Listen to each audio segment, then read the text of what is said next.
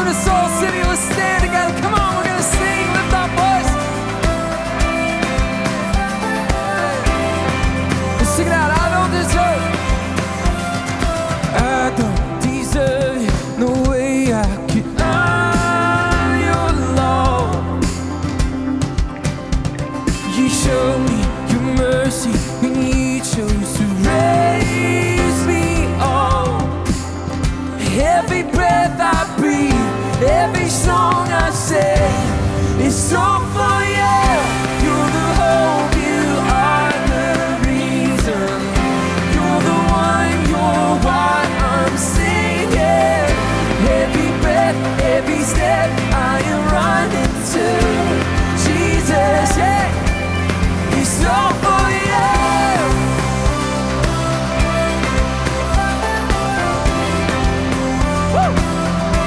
Every breath I breathe, every song I sing, no treasure is better, come on.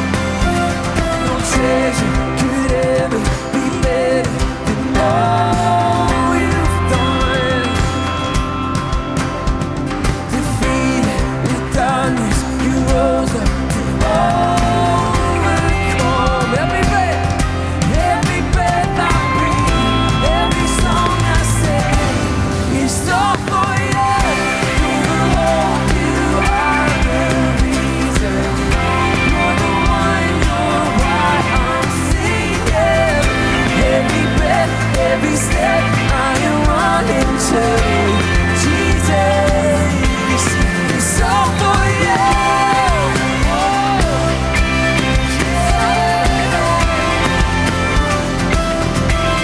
It's all for you. Oh Jesus, I was singing out in my waking and in my sleeping every moment.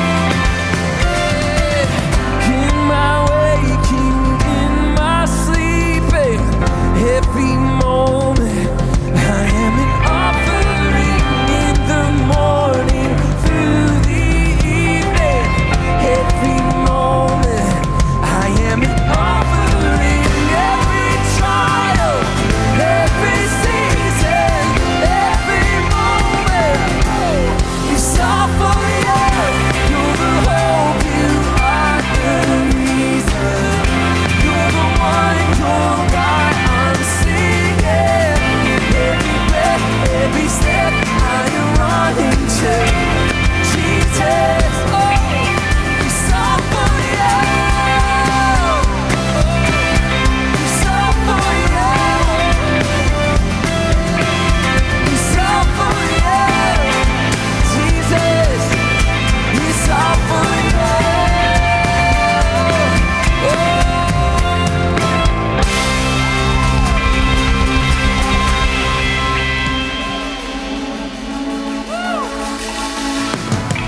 Well, good morning, welcome to Soul City. We're so glad you're here this morning. We're going to continue on singing and lifting up the name of Jesus in this place. Sing out with us, come on, sing the only name.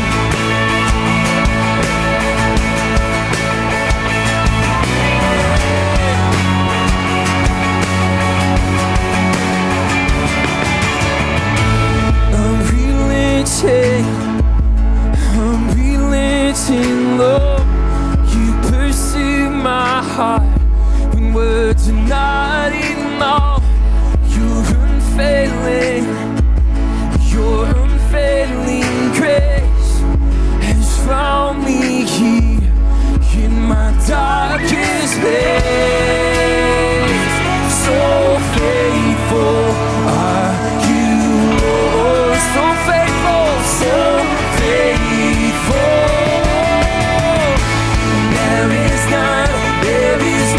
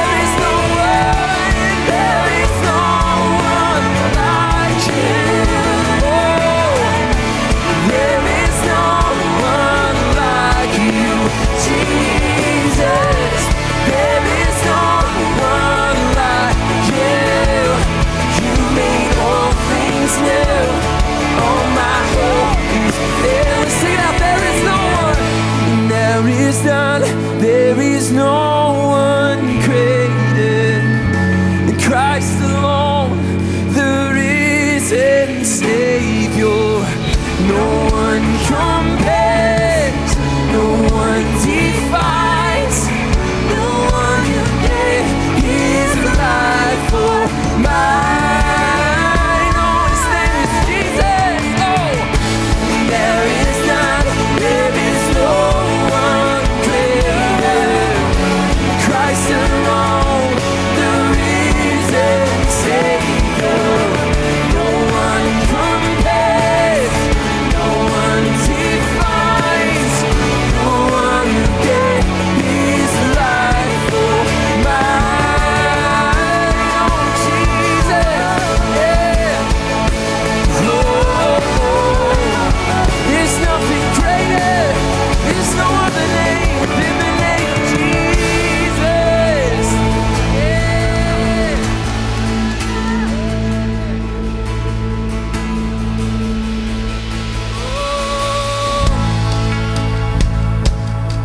Oh Lord Jesus, there's no one greater than the name of Jesus.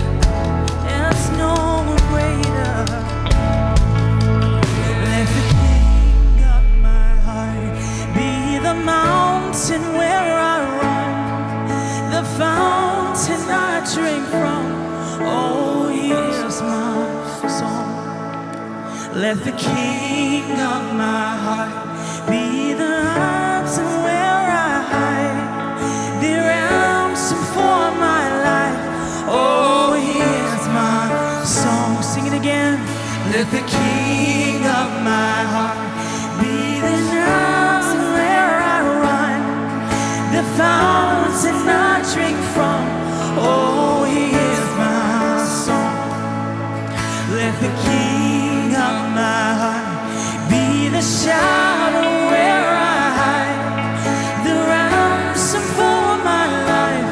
Oh, here's my song. 'Cause you are good, you're good.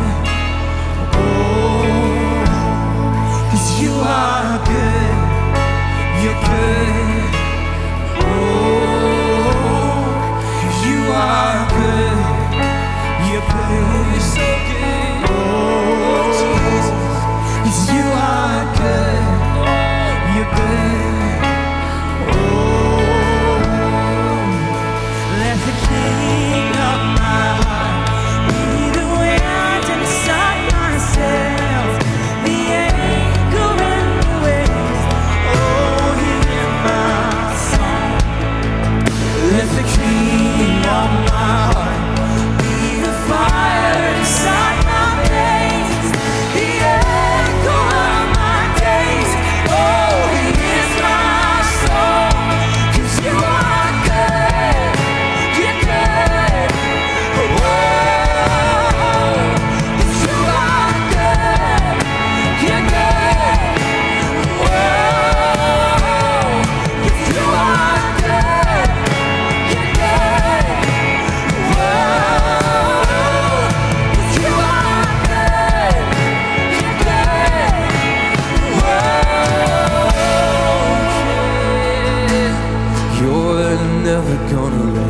you're never gonna let me down. Thank you, Lord. You're never gonna let me down. You're so faithful. You're never gonna let me down. Let's sing that out this morning. You're never gonna let me down. No. You're never gonna let me down. You're never gonna let me down. 'Cause you're faithful. You're never gonna let me down. Oh, no, no. You're never gonna let me down. Yeah. You're never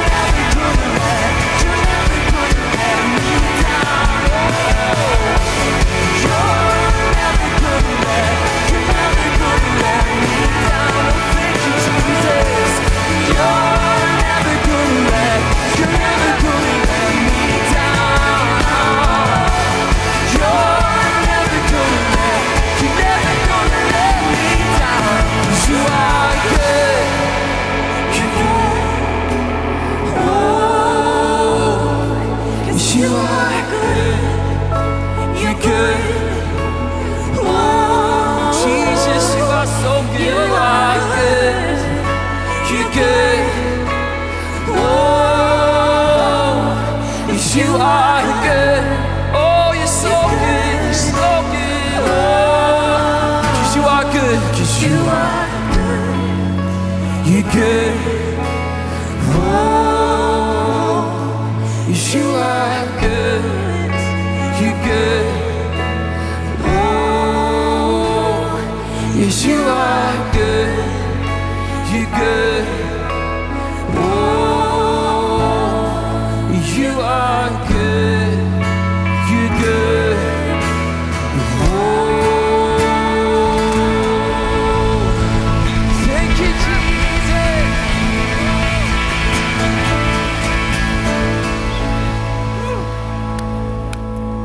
Amen. It's such a good truth to sing this morning that we serve such a good, loving Father.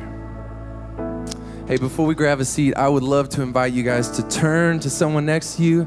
Give them a big, hearty good morning. We're so glad you're here this morning. Turn and say that, and then you guys can grab a seat.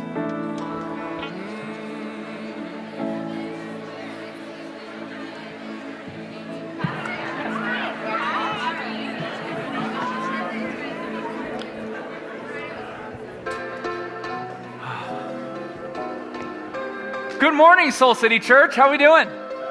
Yes, here we are. Here we are. Well, my name is John, and I want to let you know you have decided to show up to church on a very, very special Sunday here at Soul City for a couple different reasons.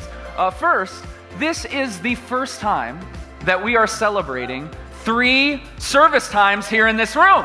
That's right. Very, very exciting.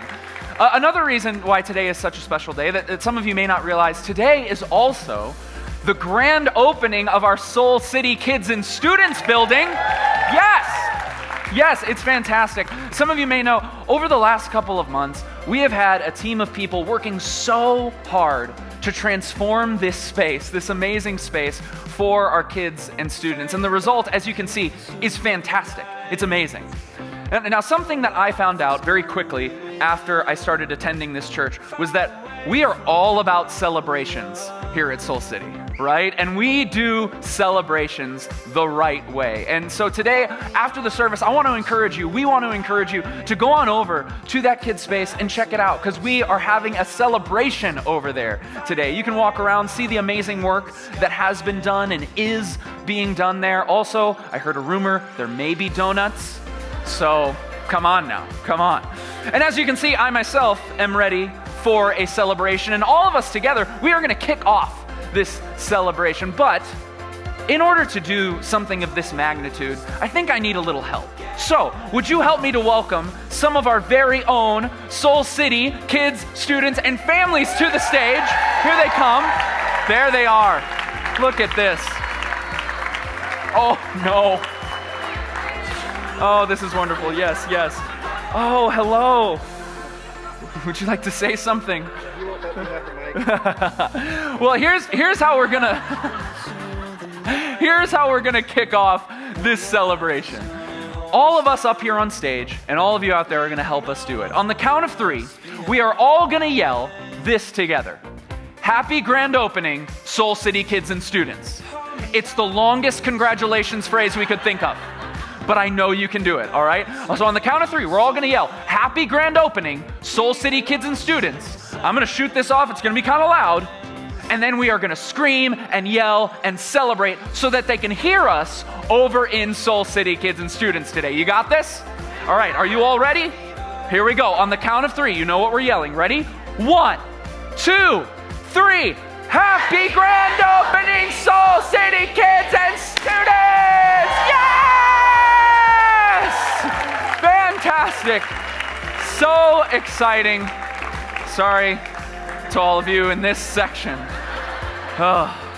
So as you can see, we are blessed to have some of our wonderful Soul City families with us. And this is the Escobar family. Let's give them a big round of applause. Absolutely. So Tony, why don't you take a minute, if you can rip the microphone away there, and why don't you introduce your family? Okay, so I'm Tony, and my manager here is Luca, holding the mic.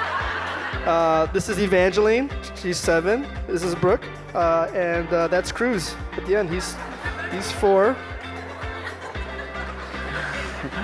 Fantastic. And so you've gotten a chance to sort of check out this kids' space, yes, the transformed space. And I'm wondering, as you look at it, what are you most excited about looking at that new space? We're excited because we came to Soul City Church many years ago and stayed really because of the commitment to Soul City kids and to families. And so to see a space that really belongs to families and is dedicated to commitment to serving families and helping them transform, that's exciting for us. An example, last week we had a daddy-daughter dance that a lot of our families put together out of our dad's group. And that was amazing. And we had our own space and we trashed the place, right? It was, I'm not gonna lie, but it was our place to do that. And it was a great time to see families getting together to put on an experience like that, especially because there was a lot of people that came who had never been to Soul City before, like dads and their daughters. And so that's exciting to have a space where you're welcome and you can also see other families doing life together God's way. Yeah, it's incredible. It's not just a building, right. That's so awesome. So if we can maybe rip this out. Oh, perfect.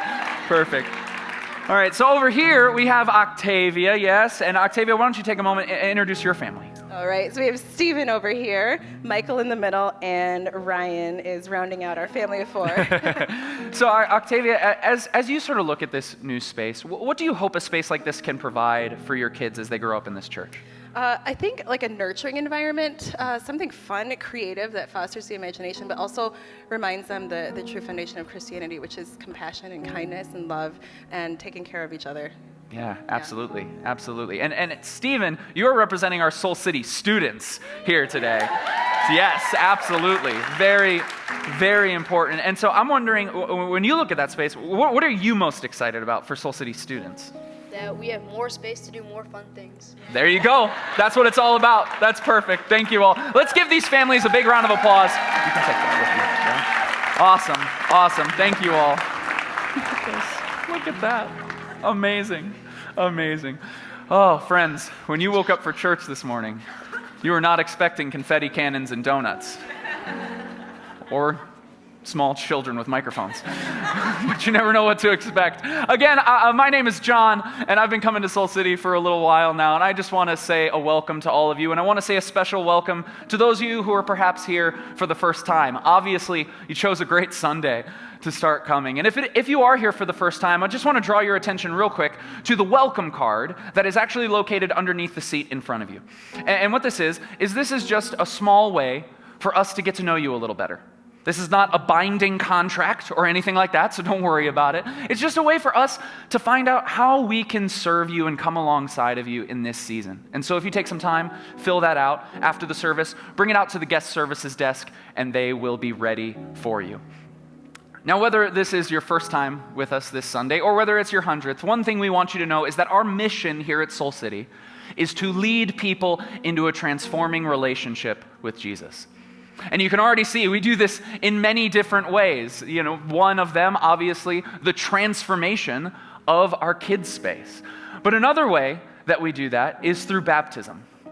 And I know that all of us in this room, right, we probably have differing understandings. We grew up with differing confusions or experiences or even perhaps apprehensions when it comes to baptism, right? But really, at its core, baptism is an external expression of an inward decision to follow Jesus with your life. It is this outward expression of an internal transformation that has occurred. And next Sunday, March 4th, is Baptism Sunday here at Soul City. Yes, this is a very, very special time of the year, especially for me personally, because just a few months ago, I had the privilege and the honor and the pleasure to actually baptize my wife right here in this room. And it was such a beautiful and powerful moment for me and for her and for us as a couple. And so if you're in this room this morning and you're ready to take that step, or maybe you're like my wife and you've just been putting it off for a little while, or maybe you're on the fence, or maybe you just have some questions, wherever you are, I want to encourage you to go online today and to sign up to receive some more information. Because next week is going to be an incredible, incredible gathering full of stories. And if you are ready to take that step, I highly encourage you, go online and check that out today. One of my other favorite ways that I myself, in all honesty, am experiencing transformation in my life right now is through the practice of giving. And if you're like me, perhaps you've always operated with the understanding of giving where it's really easy to imagine the outward transformation that our giving enables, right? We give to the church so our church can transform, like this kid space. We give to the church so the church can transform the world. That's very easy for me to see. And while that's fantastic, and while the work that God does in that way is incredible, something that I'm discovering is that when we engage in the practice of giving, God actually uses this practice to transform us as well as the external world. And so if you're here this morning and you call Soul City your home, there are 3 ways that you can give. You can give online, you can give via text, or in just a minute, our service hosts are going to come down and they're going to pass the bucket, and you can give in that way, or however you feel led this morning to engage in that practice. We encourage you to do so. Now, over the last month or so, we have been in this series that we are calling The Origin of Family. And today, we have a treat for you all, a double portion, if you will, a double blessing, because in just a minute, both Pastor Jarrett and Pastor Jeanne are going to come up and give us a message on the subject of forgiveness. But before they do, I want you to turn to your neighbor and I want you to ask them a question. Did you ever get your heart broken as a kid? If so, by who? Now, I understand this is a very vulnerable question to answer to the stranger who is sitting next to you. So I thought, to be fair, I would start the ball rolling by sharing my own story of heartbreak with all of you. So when I was 14 years old, I developed a crush on this really, really pretty girl. And she happened to be a few years younger than me, but I didn't think that would be a problem. And so I told her best friend, I was like, hey, I'm kind of feeling this girl, right? Can you talk to her for me? And she came back to me and she said, hey, she thinks you're kind of creepy for saying that. My heart was broken. My 14-year-old heart was shattered into pieces on the floor. However, 12 years later, I baptized her right here in this room. So, gotcha! So my story did not end in heartbreak. Maybe yours did. Regardless, I want you to turn to your neighbor right now. Did you ever get your heart broken as a kid? If so, by who?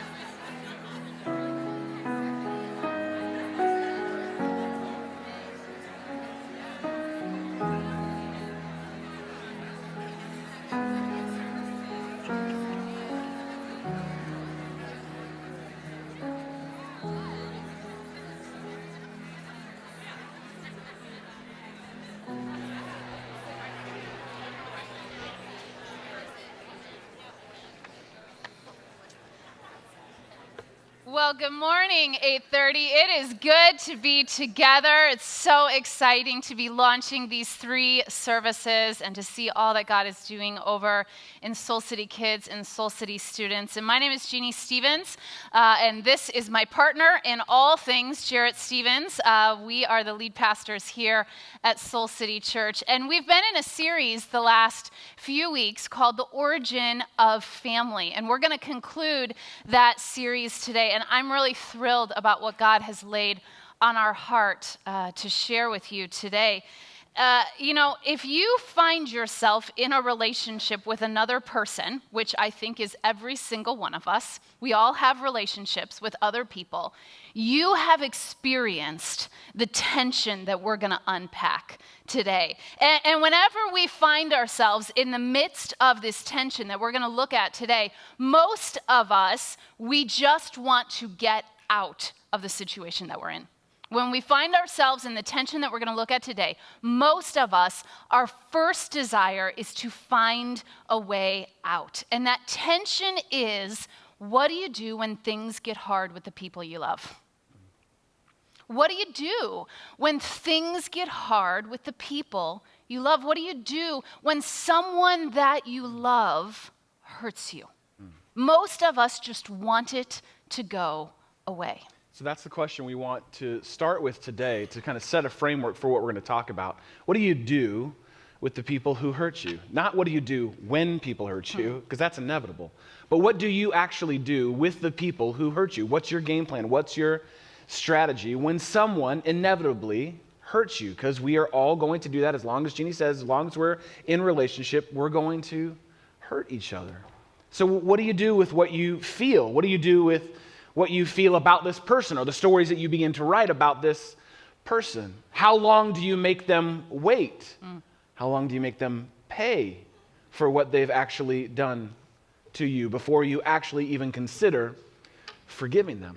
See, we make a big deal about forgiveness in our house. We try and make it a really big deal, and we try and make it as normal as possible, but our kids just don't want to get on this program with us. And so maybe you've heard us say this before. We have a 3-step thing that we say every time that they hurt each other, which is every day. We make them say, "I'm sorry, I was wrong, will you forgive me?" And the key is you can't say those 3 things unless you're looking someone in the eye. And so it's inevitably at the breakfast table, maybe 5 minutes after they woke up, they are in some sort of spat with each other, and we have to sit there and say, no, you need to say them all. "Hon, I'm sorry, I was wrong, you forgive me?" And Gigi is such a rule keeper on this kind of stuff in our house. She'll say, "You weren't looking me in the eyes, Elijah." And so she'll make him, sorry. And it's literally like having to hold his face there to say it. And then they'll find us when we have little arguments, disagreements, or something like that. And I'll say, "Hey, Jeanne, I'm sorry for saying that." They'll say, no, you got to say all 3 things.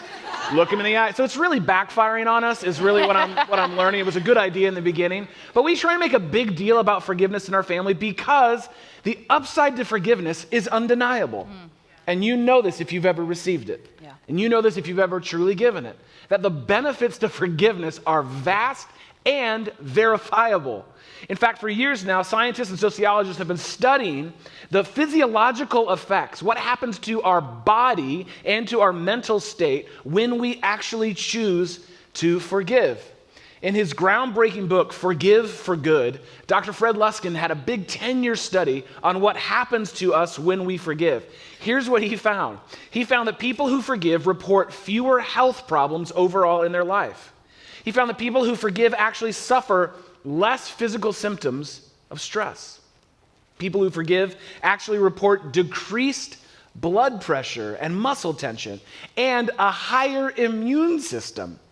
And he found that people who just imagine forgiving someone, not even forgiving them, imagine forgiving someone who hurt them, note immediate improvement in their cardiovascular, muscular, and nervous systems. So the data is clear. You don't need to go work out.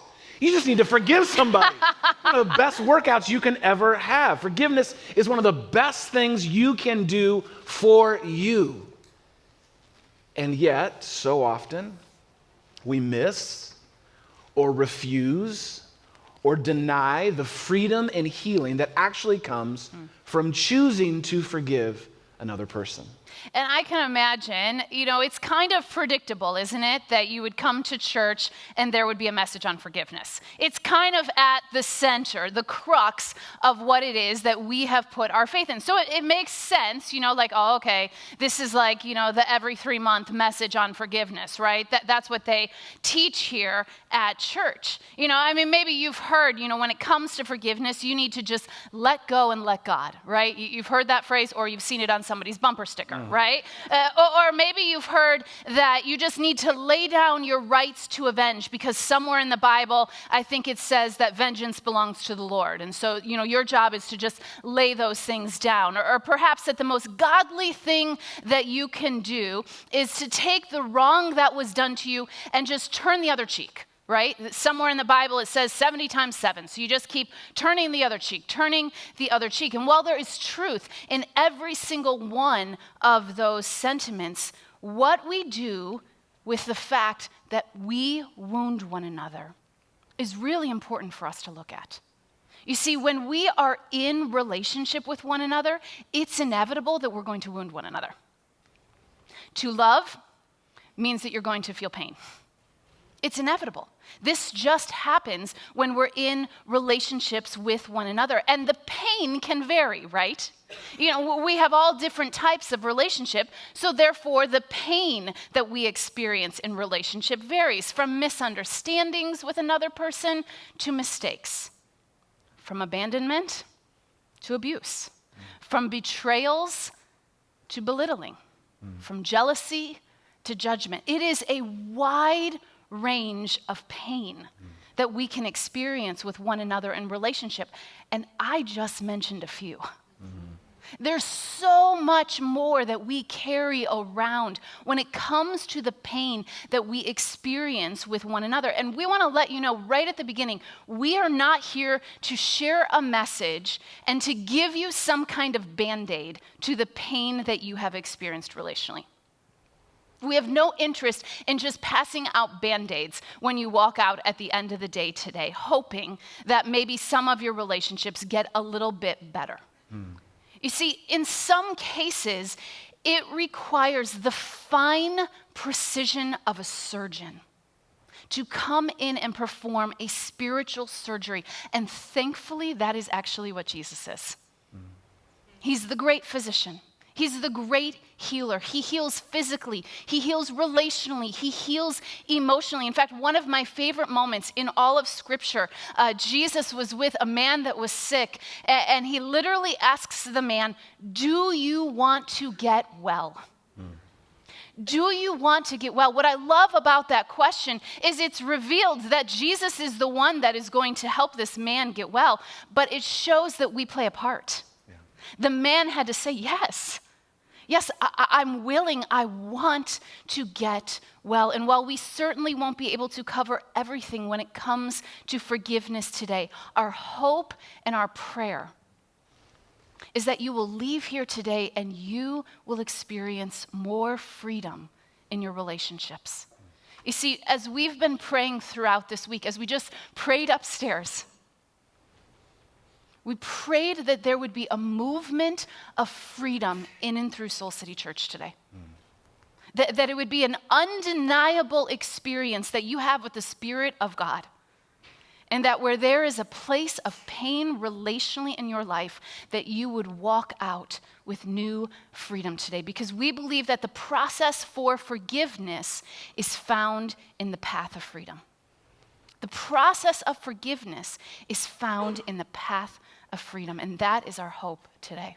So not surprisingly, God obviously has a lot to say about forgiveness. This book is filled with the idea. In fact, our entire relationship with God is built on the premise of forgiveness. Without God so loving the world, without God being so willing to forgive us, we would be utterly hopeless. And so thankfully, we have a source for our forgiveness and a source of wisdom about forgiveness for us to turn to. I want to just focus on one passage today that speaks to that process of forgiveness that all of us can begin to implement in our lives starting today. So grab a Bible if you would and open to Ephesians chapter 4. Ephesians chapter 4. If you brought a Bible with you, fantastic. If not, right in the seat there in front of you, you'll see right underneath there should be a Soul City Bible. And you can turn to page 949 in the Soul City Bible. Page 949 will get you to Ephesians chapter 4. Again, a lot to say about forgiveness in the Bible. We want to focus on this passage. And in this passage of Ephesians, Paul is talking about what it means to be in relationship with each other, what it means to live a life of unity together with each other. He's talking about what spiritual transformation looks like in the context of relationship, in community. And so then he gets down towards the end of Ephesians 4 in verse 31, and he says this, just real simple thing that anyone can do, just real easy. This is what he says, verse 31, get rid of all bitterness. That's all, just do that. Get rid of all bitterness. And he goes on to say, rage and anger, brawling, which is a fun word, and slander, along with every form of malice. What's malice? Malice is evil or ill intentions or thoughts. So Paul's saying, look, here it's real simple, it's real clear. If you want to live a life of freedom, this is where you start. Get rid of all bitterness, rage and anger, brawling, fighting and slander, along with every form of malice. And then he says, verse 32, and then be kind and compassionate. Be kind and compassionate to one another, forgiving each other, just as in Christ God forgave you. So get rid of all of these things and then be kind, compassionate, forgiving with one another, because we already have an example, a model that we build our life and our faith on.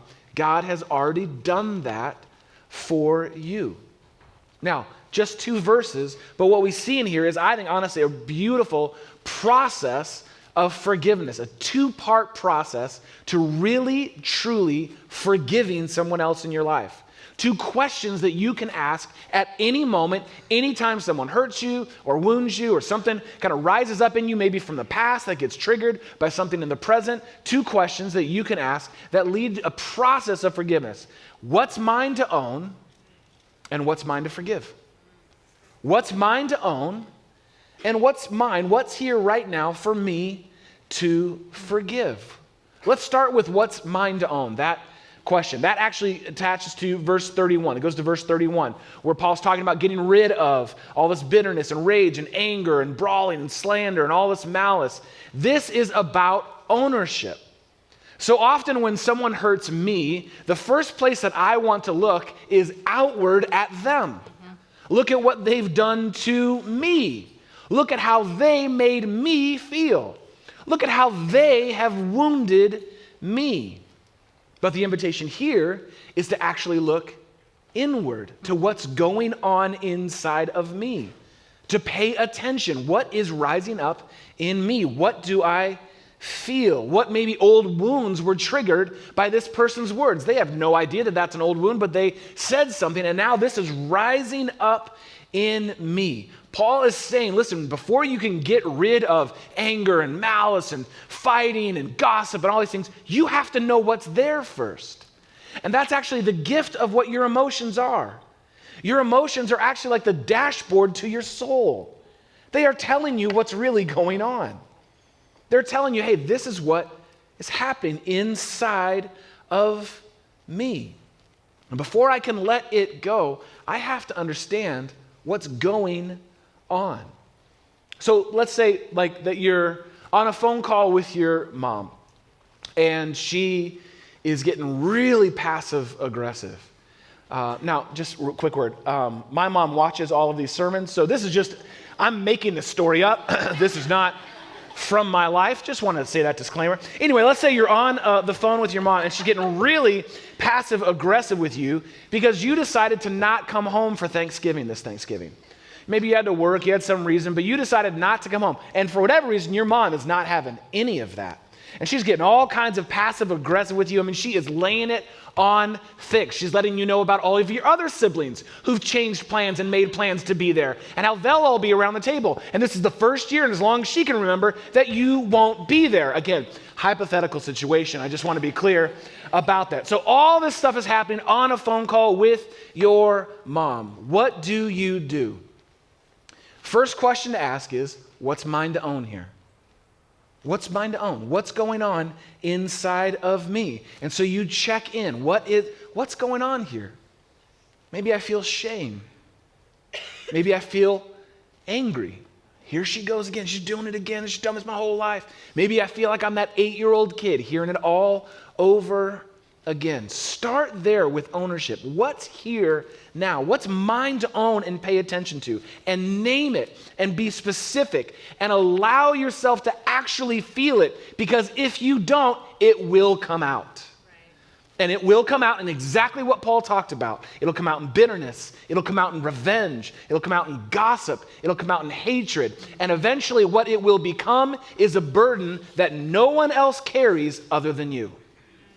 All from a simple little phone call with your mom about Thanksgiving.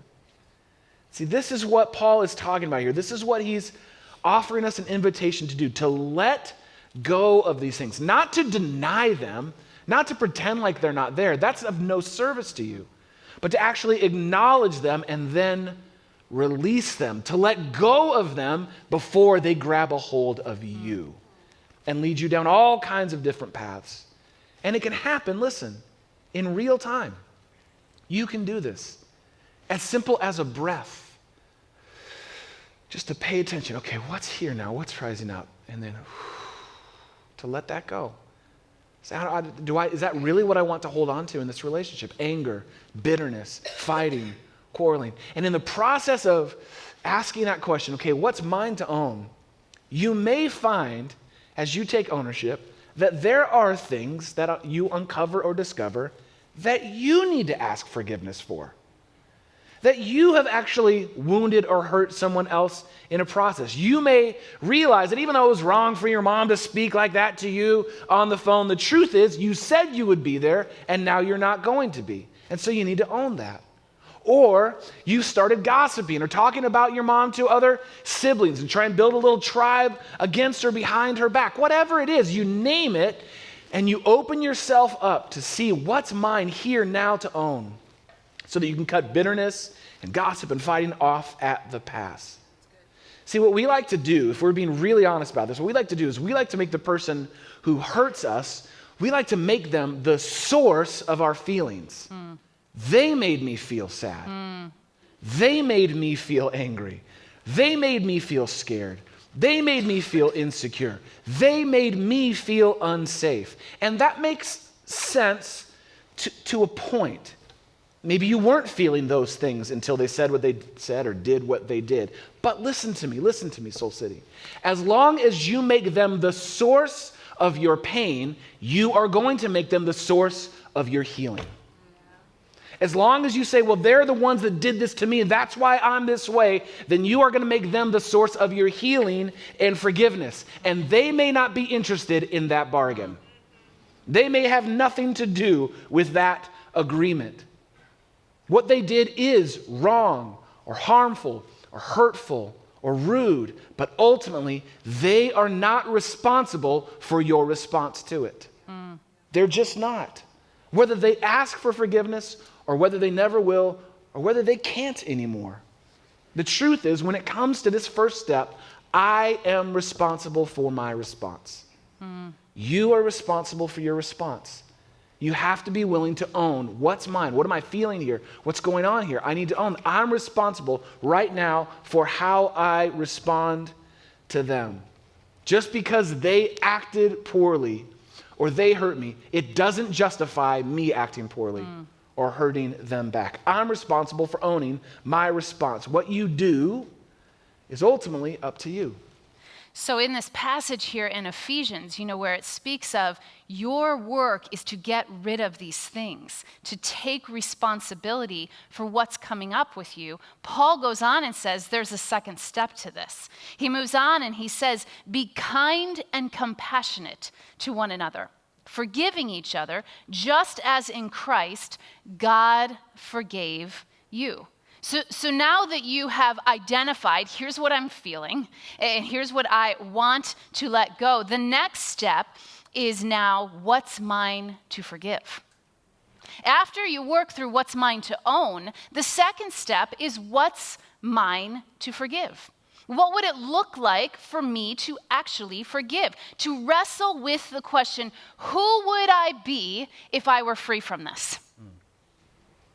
Who would I actually be if I were free from this lack of forgiveness? Who would I be if I were free from this? I don't think there's a person on the planet that would willingly walk themselves into a prison, request a cell, and then say, hey, could you throw the key away too? But that is so often what we do to ourselves when we hold on to unforgiveness. We walk ourselves into a prison. We say, could you give me a cell, and could you make sure you throw the key away? Because I want to sit here and I want to stew in my unforgiveness of this person.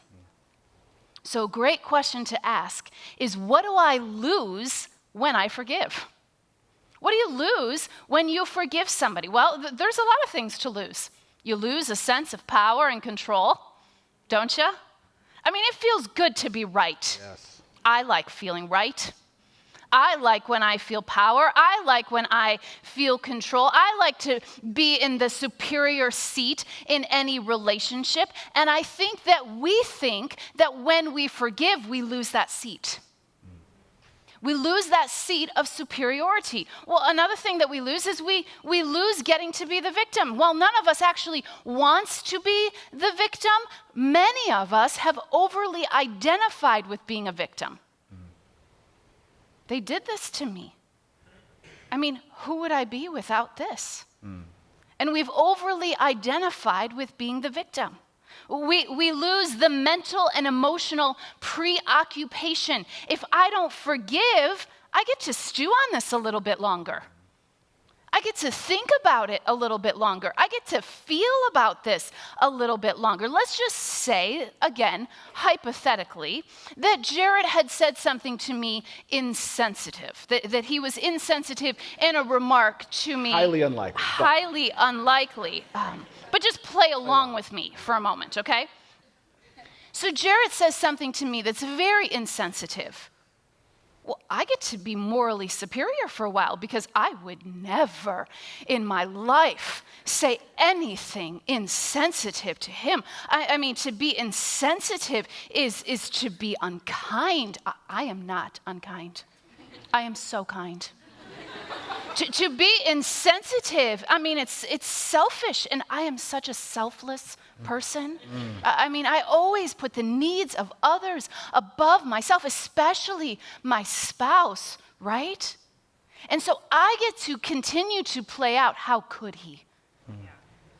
How could he? And I get to remain morally superior. And if I forgive his insensitivity, if I forgive thinking that I am better than him, sometimes we like holding on to that power for a little while, don't we? You see, holding on to those types of things is like trying to live on a steady diet of sugar and caffeine. They feel good for a moment, don't they? They give you a little bit of energy. They give you a little bit of surge. But trying to live on a steady diet of sugar and caffeine will not sustain us. And we try to do this by holding onto the control that we like to feel in relationships. Ephesians says forgiveness is actually an act of kindness and compassion to another person. But you know who else it's an act of kindness and compassion to? Yourself. It's an act of kindness and compassion to yourself to forgive. Forgiveness is always the refusing of power. You see, when someone has hurt you, you're in charge for a little while. And when you refuse to forgive, you're holding on to the power that you have over another person. And somehow it feels good for just a moment, doesn't it? For just a moment. But forgiveness is impossible if power or control is your way of life. Maybe that is why Jesus chooses to use forgiveness as the litmus test for whether you are a true disciple or not. So if there's nothing really to lose from forgiveness, what is there to gain? What is there to gain from forgiveness? Well, one of the biggest things to be gained is freedom. A lack of forgiveness is literally like trying to run a race with shackles on your ankles. None of us would go out and do that. And so when we choose to forgive, we take the shackles off. We experience freedom. We experience a whole and open heart. We no longer have to live fractured and cut off and closed off from another person. We experience peace, the peace that passes all understanding that the scriptures speak about. And often people will say, I want to be free. I want to be whole. I want an open heart. I want that peace. But what if the person isn't asking me for forgiveness? I mean, this person has brought about so much pain in my life. They've brought about so much hurt in my life. What if they don't ever ask for forgiveness? That may be the case. You may never get to a moment where you have the exchange. But friends, here's the hope that we have in Jesus. You can still find freedom. Even if you never have the actual exchange with another human being, you can still experience freedom. So the question is, who would I be if I chose to be free? Who would I be If in this relational tension, in this relational breakdown, in the midst of this relational pain, who would I be if I chose to be free? I just made the choice. I'm going to choose freedom. And how would I live if I chose to forgive? What would my life look like if I put on forgiveness? You see, just because someone doesn't ask for forgiveness doesn't mean that they don't deserve forgiveness. You think about Jesus' final moments. When he hung on the cross, the words that he said were, "Father, forgive them. They don't know what they've done." They don't even know what they've done. They don't even know the pain. They don't even know the ache. They don't even know the torment that has been caused. But forgive them anyways. And so Jesus models to us a life of forgiveness and saying, forgive them even though they don't know what they've done. You see, it's so easy to make what someone did to us bigger than what Jesus did for us. Yes. It is so much easier for us to say that thing that was done to me is bigger than what Jesus has done for me. And we build the scales. And as Jarrett said, we practice, "I'm sorry, I was wrong, will you forgive me?" in our home. Do you know how many times that I have chosen to step into forgiveness with another person and I've never exchanged those words with them? I've never sat face to face with them. We've never had a verbal offering, but I walked through the steps anyways. God, I choose forgiveness here. I choose to be free here. I don't want to live in bondage anymore because of my lack of forgiveness. So what's mine to own and what's mine to forgive? And we thought it'd be fun to give you a little example of how this process works. Well, it didn't work at first, but then works because I didn't choose to do it. Anyway, I want to give you an example from our life. This is a real example, and it's pretty fresh. A couple weeks ago, I was teaching here at Soul City Church, and I wore some jeans that had ripped out knees on them. Okay? Not a big deal. All right? Just want to say that. I thought they were very fashionable. I thought it was a good choice. In fact, we can zoom in and see. These were significantly ripped jeans. They basically had 2 holes for my feet to go through, 2 options when I was putting them on. But again, fashionable as far as I could tell. Not a big deal. Well, after church, Jeanne and I were talking to some friends, and while we were having a conversation with friends, she had noticed the jeans that I'd been wearing that day, and she said, "Hey, listen, you can't ever wear those jeans on stage ever again. They look terrible. They look so sloppy. Like, like I'm just telling you, they look really unprofessional. Like, you need to basically, they look like you're wearing black denim shorts with black denim leggings. Like, you can't."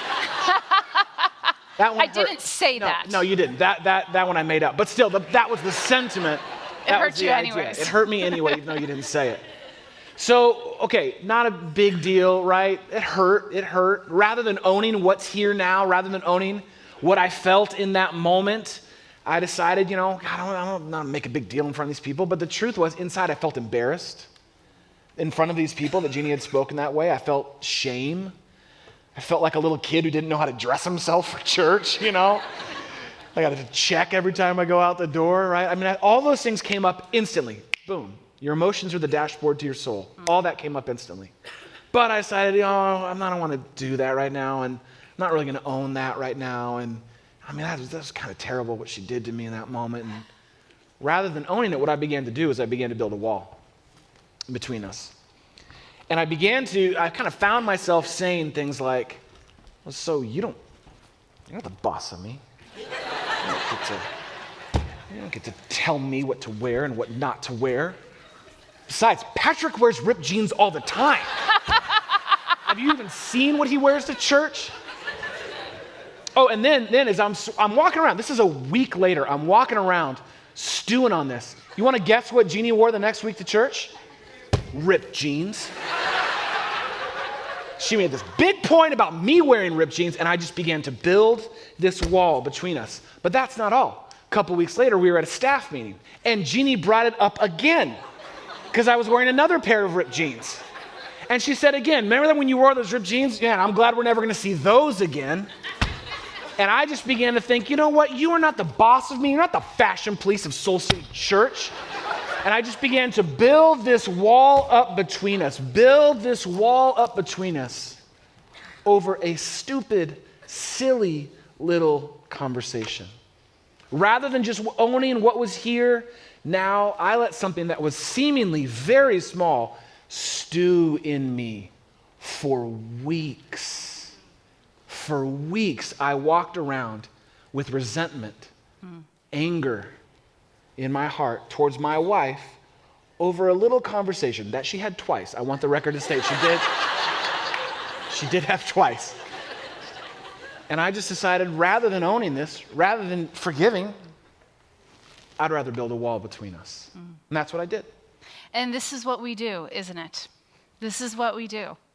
And you know, in this situation, there was a turning point moment right after that staff meeting where I had said it the second time, and it is all true. A bit exaggerated, but all true.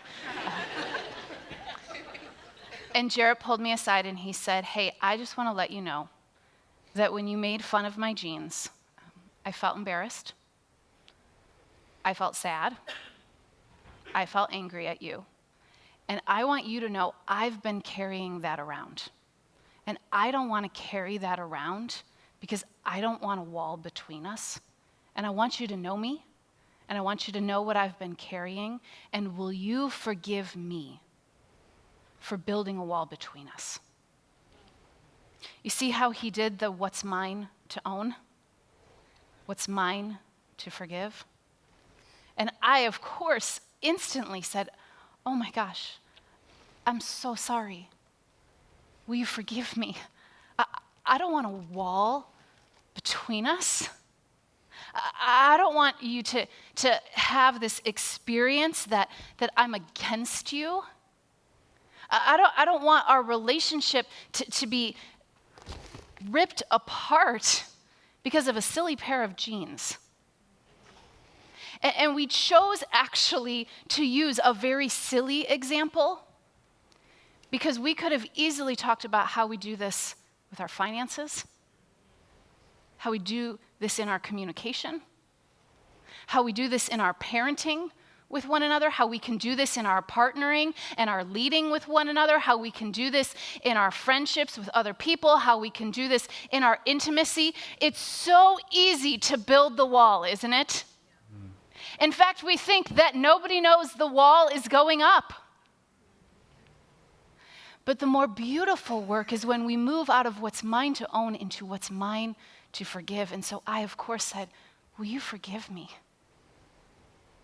You forgive me. That's not what I want between us. And what is so beautiful about the work of forgiveness, what God does when we experience forgiveness, whether it's exchanged or not, when we take the wall down, what God actually does is he actually builds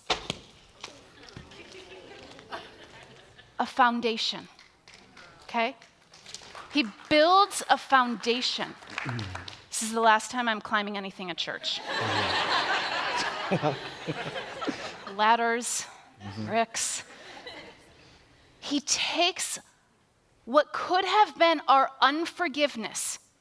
He literally takes the wall that was between us, and if we're willing to take it down and let that forgiveness start to serve as a foundation, it becomes a foundation for all of our relationships.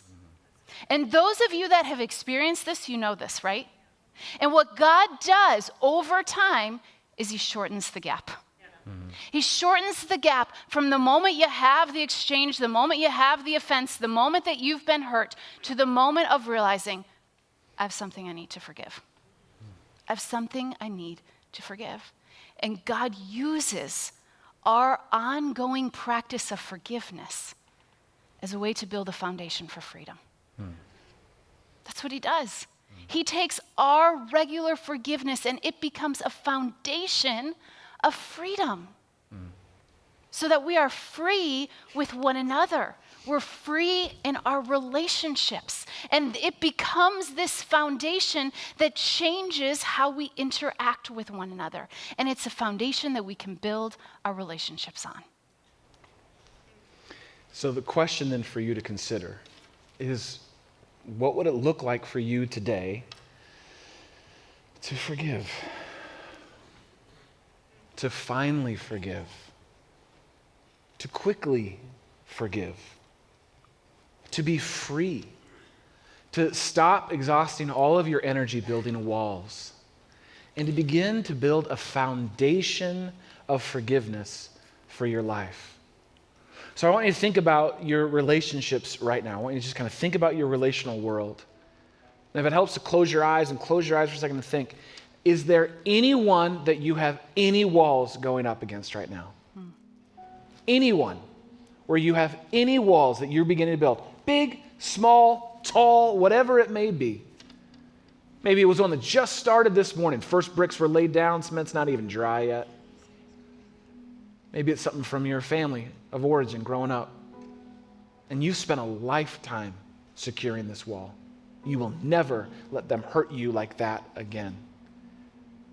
And so you've been walking around, exhausting all kinds of energy, cut off from relationship, and ultimately not free because you haven't owned what's yours to own, what's here now, and begun the work of forgiving. So ask yourself the question with whoever, whatever it may be, maybe several people, maybe someone at work, I don't even know. You know. What's mine to own with this person right now? What is it that I feel?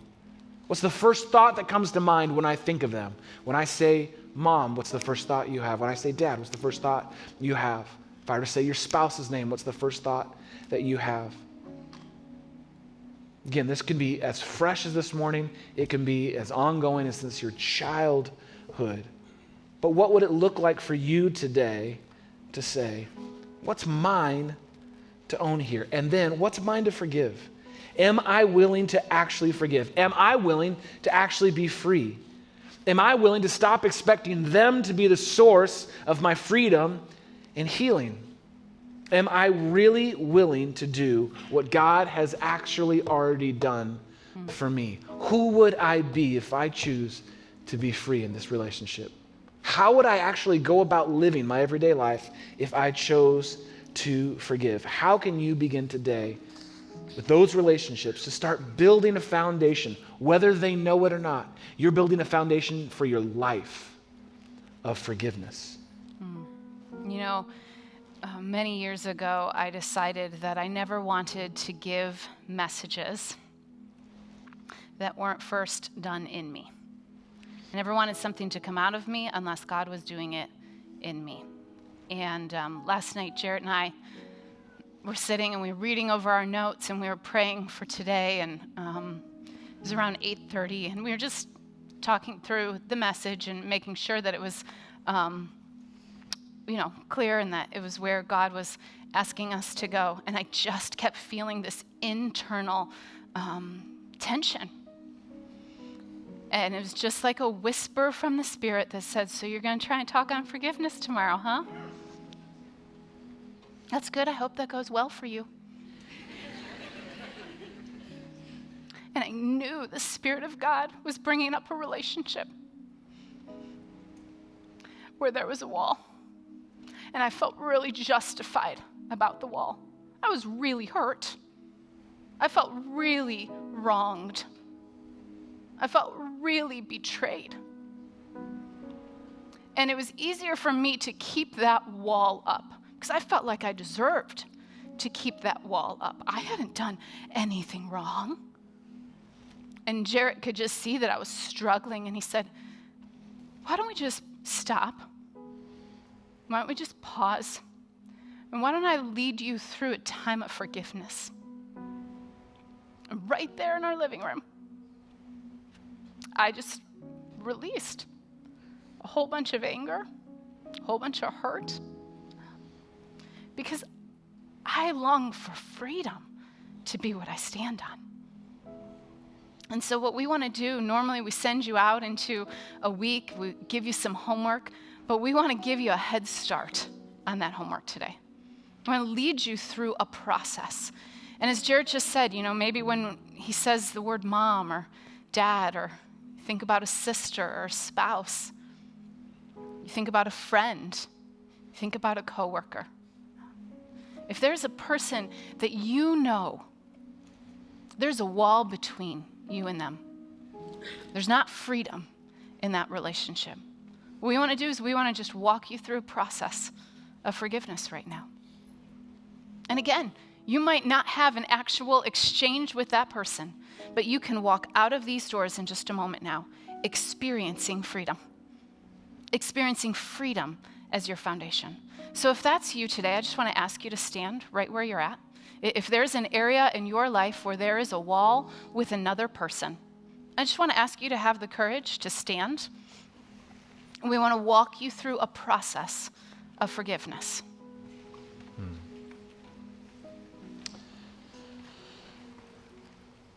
This is only possible, this ability to forgive someone else, because of what we've already read today, what God has already done for you. And Jeannie's right. We can't make anything, there's no hurt bigger than the healing that's available in Jesus. And so I want to ask you to take a posture of prayer that we take around here, open hands. I think it's perfect for today to open up and say, God, I want to let go of this. I want to own what's here right now, what I'm feeling, what's being stirred up, what I felt for so many years, but then I want to let it go. So would you even right now in silence with hands open, just say, this is what's going on in me right now, God. Here's what I feel. Here's what I fear. Here's where I'm sad. Here's where I'm angry. Here's where I'm hurt. And then would you be willing right now by name to specifically forgive that person? To choose freedom in your heart right now. I forgive them. Doesn't make what they did right. Doesn't mean we may ever be in a relationship ever again. Doesn't mean we need to be. It just means I get to be free. I don't have to carry this around with me anymore. That I can truly let go of these things and grab a hold of the grace and freedom and forgiveness that's available to me through Jesus. So by name, be specific. I forgive so-and-so for, and then say what they did.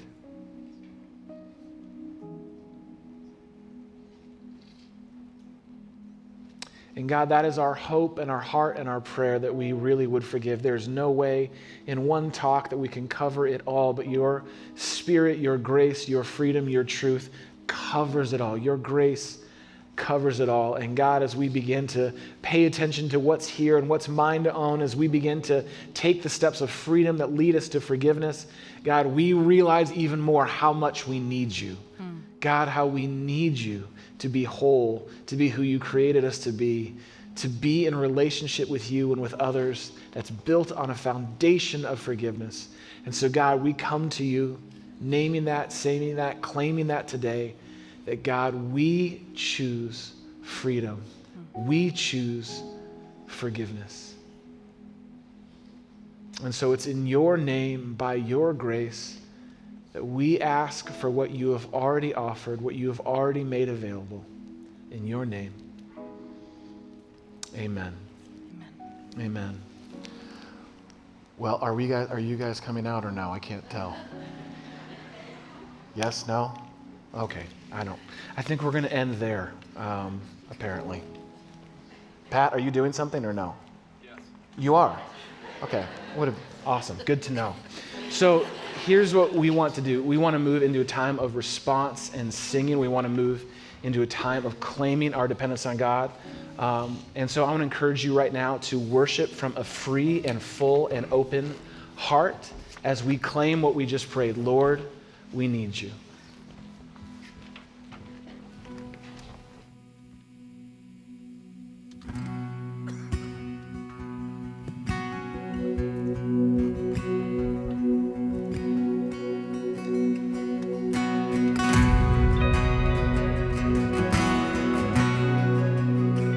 Sing this out together. Lord, I come and I confess. Lord, I come, I confess, bowing here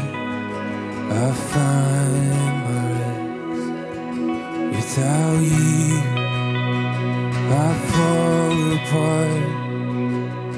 You're the one that guides my heart.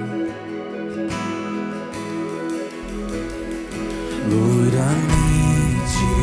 Oh, I need every hour. I need my one defense, my righteousness. Oh God, how I need you.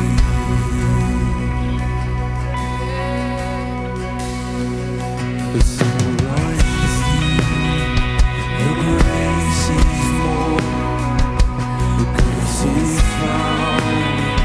Is where you are. Where you are. Lord, I am free. Holiness. Oh, is Christ in. Oh, we need you, Lord. Oh, Lord, I need you. Oh, I need you. Every hour I need you. My one defense, my righteousness. Oh God, how I need you. So teach my song to rise to you. When temptation comes my way, when I cannot stand, I'll fall on you. Jesus, you're my hope and stay. So teach my song. So teach my song to rise to you. When temptation comes my way, when I cannot stand, I'll fall on you. Jesus, you're my hope and stay. Yeah, Lord, I need you. Oh, I need you. Every hour I need you. My one defense, my righteousness. Oh God, how I need you. You're my one defense, my righteousness. Oh God, how I need you. You're my one defense, my righteousness. Oh God, how I need you.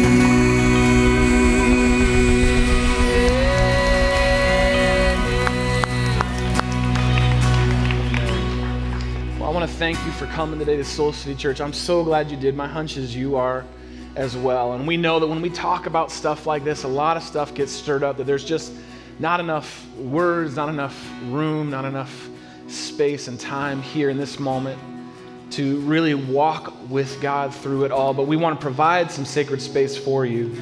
And our prayer hall is open. It's right just around the corner here on our second floor lobby. We would love to, our prayer team would love to meet with you and pray with you. And maybe you just need to say, I just don't even have the words to forgive. They would love to pray with you and for you. That's a sacred space that's available to anyone and everyone. I'm going to encourage you to take advantage of it today. And then Jeanne and I will be in the study right next to the prayer hall. If we haven't met yet, we would love to meet you. We'd love to say hey to you. We're so glad that you're here. And then I want to let you know that you are invited to head on over to our new Family Ministry Center. It's amazing. It is absolutely amazing. And so you can go right after this gathering, just go check it out, poke around a little bit. I mean, don't get in the way, but just kind of go over there and poke. There's a donut wall. There's a wall of donuts, people, like just feet away from you. So go and check that out. And then I want to encourage you to come back next week. We're kicking off a brand new teaching series where we are fixing our eyes and our attention on Jesus as we move into this Easter season. The series is called Eyewitness. And and we're going to be looking at eyewitness accounts and experiences and moments with Jesus. I am so excited about this teaching series as we celebrate baptism, kick off this new series next weekend. You do not want to miss it. So until we see you next week at 8:30, great job everyone for making it at 8:30. We pray God wrecks your life with His incredible love and grace. We love you. We're praying for you. We'll see you next week. God bless.